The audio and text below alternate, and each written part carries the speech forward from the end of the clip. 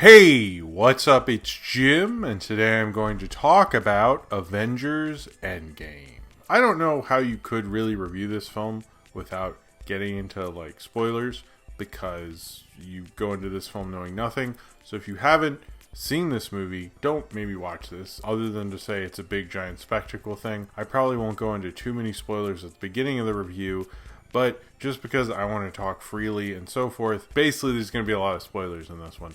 So I guess deal with it or see this movie that it seems like everyone's seeing or something. Every time Marvel does an Avengers movie, it feels like they're pushing the idea of comic book continuity being in a blockbuster movie further than basically anyone has ever done it before.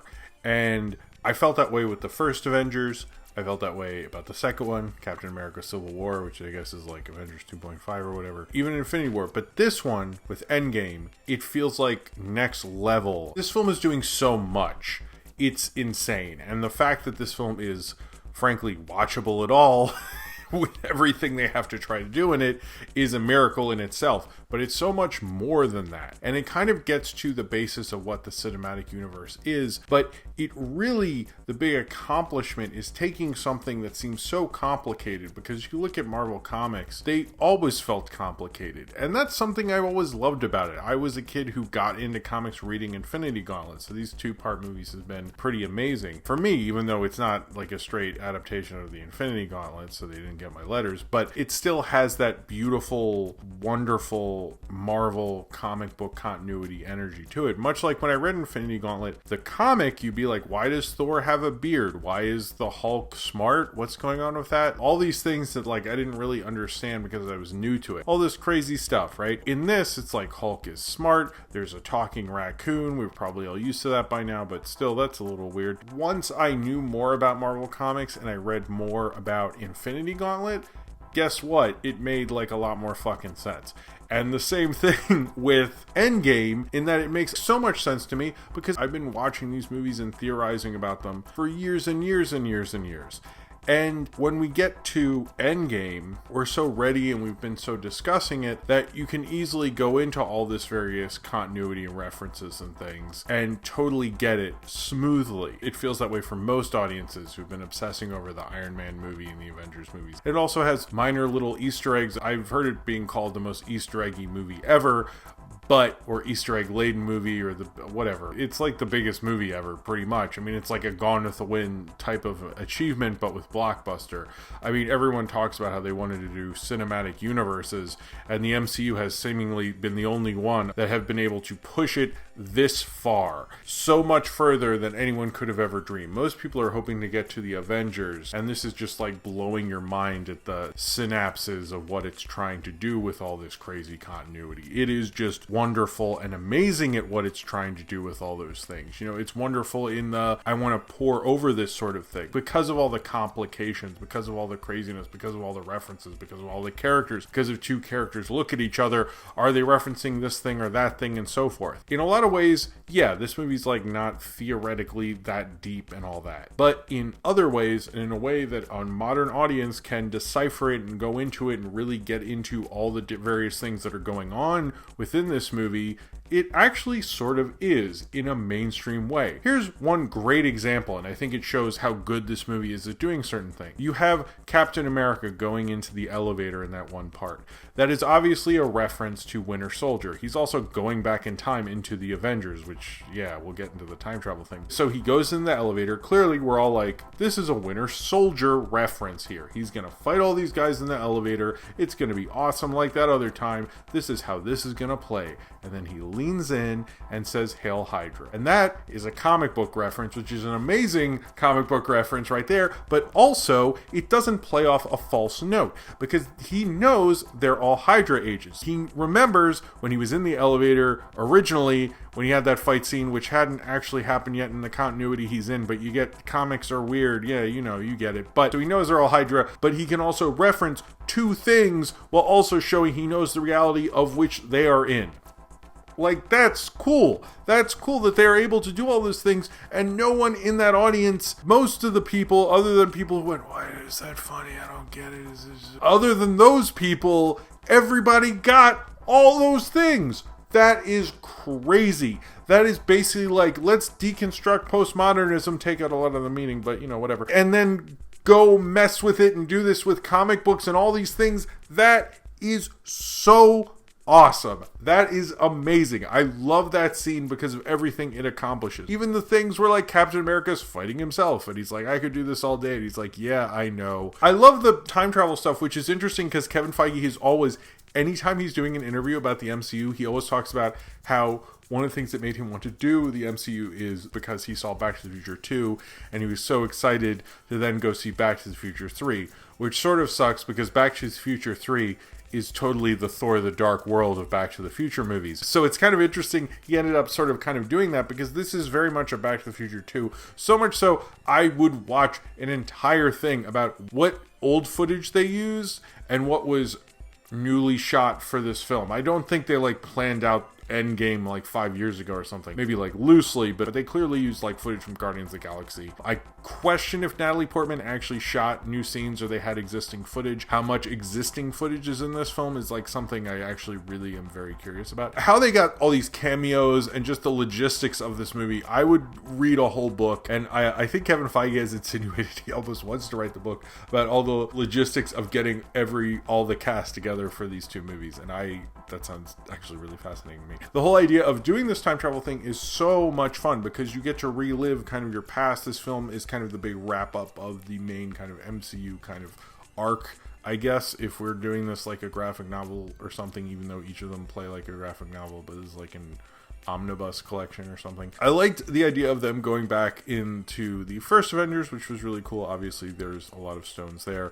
And then the first Guardians of the Galaxy, and those are two very beloved movies. But then going back into Thor the Dark World, that's the Back to the Future 3 of Marvel Cinematic Universe movies. It's not really like a very well loved one. I was like kind of like, why don't you just go like bust up the Collector and just stay in the Guardians of the Galaxy? Like, sure guys, whatever. That was puzzling to me. The most surprising thing is that we're talking about Thor the Dark World in Avengers Endgame. I thought the reference to Thor the Dark World would be nothing, because why would you? And there's all these kind of nuances to the time travel and they get into the quantum physics of the whole thing. And I thought that was interesting. A lot of people brought up they don't adhere to those rules and then go off on what they all mean or whatever. And I think that's just like them being comic booky and Bruce Banner being a nerd and things like that. Ultimately, this movie is what all Marvel movies are about. And that is about character. They're always about character. That's why you connect to them on such a degree and why it means so much to you. Because you've seen Tony Stark grow. You've seen Captain America grow. You've seen the troubles and tribulations that they've been through. This film is far more concerned about character than anything else.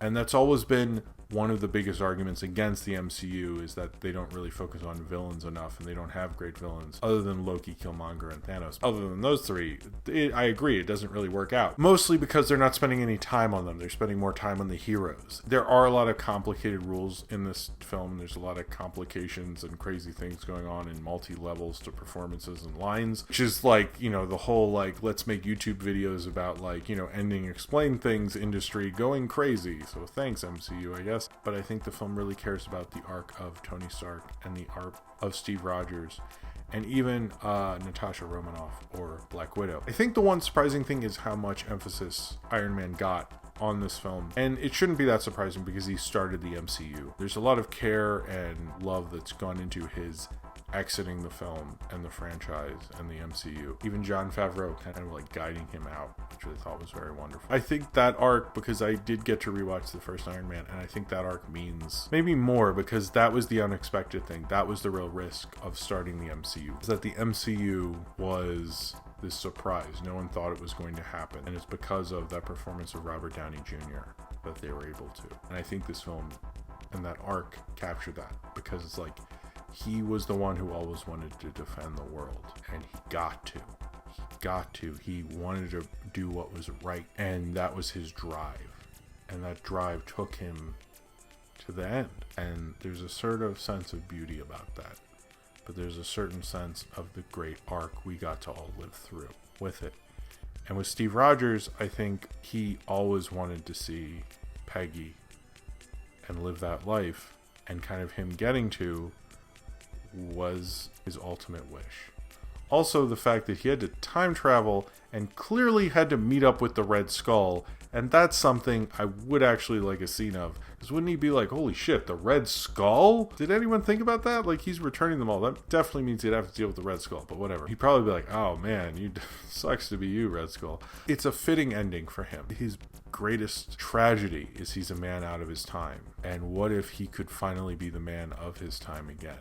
And that was beautiful. And even with Black Widow's death, she was finally able to make up for, the red in her ledger. I think she used to say, God, that was like the death that she had caused, her past. She was finally able to make do and redeem herself fully, even if she, probably totally already had at this point, but she was able to kind of prove herself just as worthy because of that. I don't know if Scarlett Johansson gave the greatest performance of Black Widow. I'm not a huge fan of her work in that, but I think she did a great job in that scene. I think she's probably the best she's ever been in this movie. I don't know if she's probably the weakest actor in all of them, and I do like her as an actor. I just didn't love her in that role as much. But Thor, I think, is probably the most interesting one because, one, he didn't end his arc, which kind of puts you in this place where you're like, okay, well, he got to a certain place, which had already sort of ended, like, Ragnarok time, but, like, continues to. And he was Fat Thor, which seemed to keep coming up in pretty terrible ways. But I think Thor and Chris Hemsworth's performance,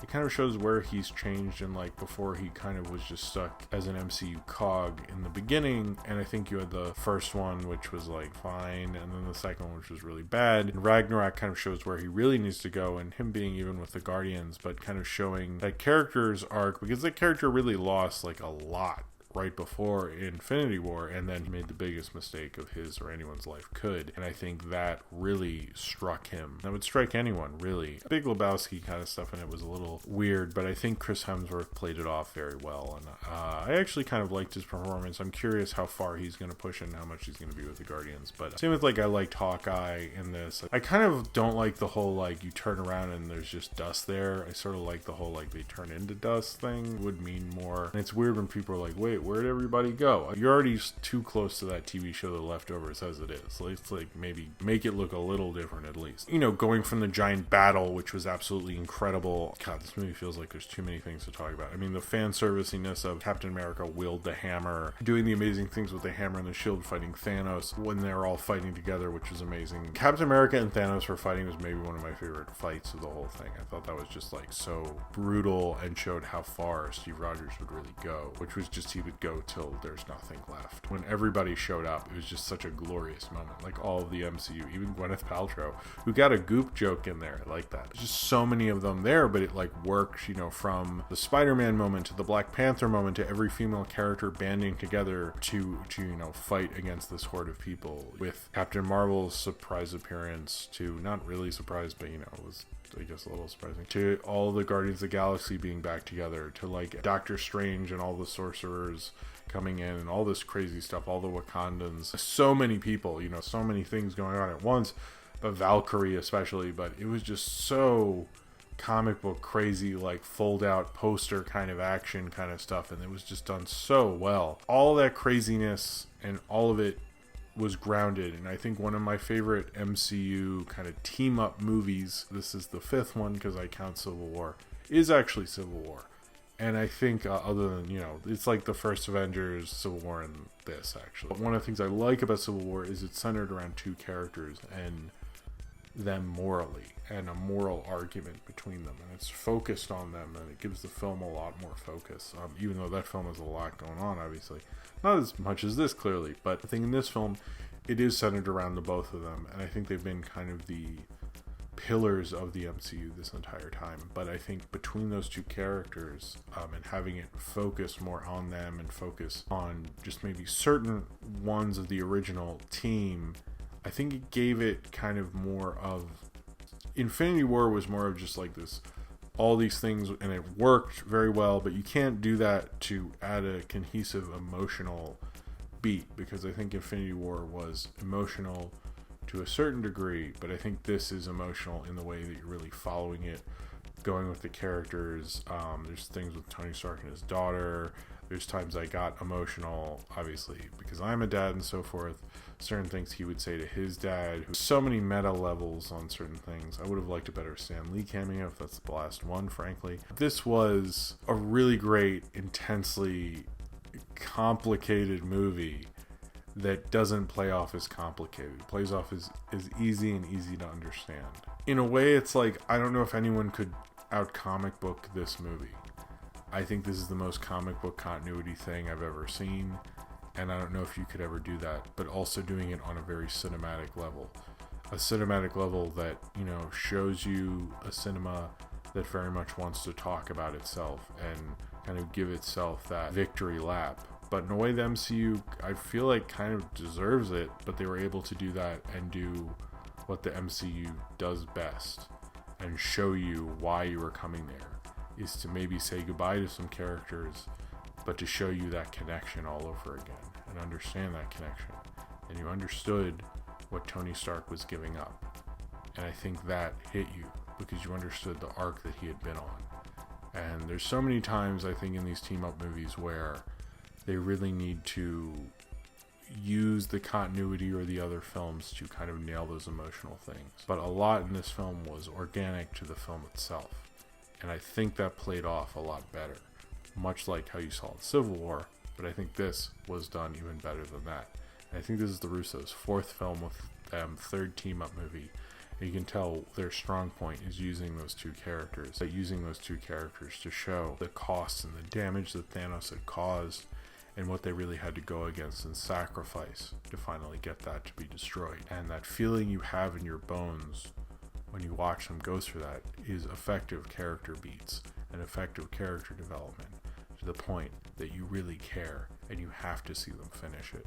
And the real triumph of the MCU and Marvel Comics is getting you to feel and getting you to understand and getting you to connect with these characters in such a way that you feel this triumphant big moment with a movie that's cost $400 million or something. That's blockbuster Hollywood cinema at its finest and at its best, and its storytelling highlights, is to reach in and to talk to you and to let you understand that story and get you to feel those emotions like you're really there, like they're an old friend. And it's sad to see your friends go when they move away or what have you, but I think this was a glorious end to all of that. And really, when I look at this, I look at what we got with the Marvel Cinematic Universe, what we got to witness and what we got to see, and how we got to see a major Hollywood studio accomplish something like this, pushing the blockbuster medium and comic book movies further than I think a lot of producers had and ever have at this point. And Kevin Feige did that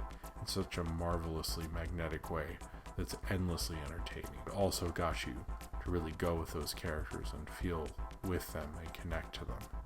And that is the glory of the MCU, and what the MCU will definitely be remembered for. And that is so encapsulated with Endgame. It's probably one of the MCU movies that loves itself more than any of them, but I think it's one that loves itself so much, we just want to love it as well. It just like shines off the screen in such a way. They're happy with what they accomplished, and damn, I think they really should be. So if you have seen Avengers Endgame and you would like to talk about it, then comment below in the comments and subscribe if you would like to.